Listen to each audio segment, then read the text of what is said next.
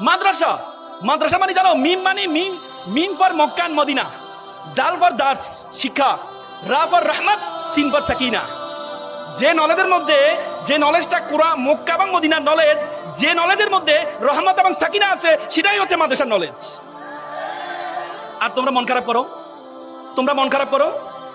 মাদ্রাসা শিক্ষার্থীদের মধ্যে একটা সবসময় একটা মানসিকতা যে আমি হুজুর, আমার মানুষ হুজুর বলে, এই জন্য মানসা পড়তে ইচ্ছা করে না। আমাকে বাচ্চারা বলে, কয় শুধু মানসা পড়তে ইচ্ছা করে, শুধু মানুষ হুজুর বলে। আরে হুজুর, হু ওয়াজ দ্য হুজুর? হু ওয়াজ দ্য ফার্স্ট হুজুর in the history of the world? পৃথিবীর সেরা মানব তিনি ছিলেন হুজুর। আর তুমি মন খারাপ করো? মনে রাখবা, এখন আলেম হওয়া সবচেয়ে বড় কেরিয়ার। তোমরা সবাই জাগতিক, তোমরা সবাই অন্যদিকে দৌড়াও না। মনে রাখবা, বাংলাদেশের এখন আইকনিক ফিগারে পরিণত হয়েছে আলেমরা। এক একটা আলেম একটা আইকনিক ফিগার।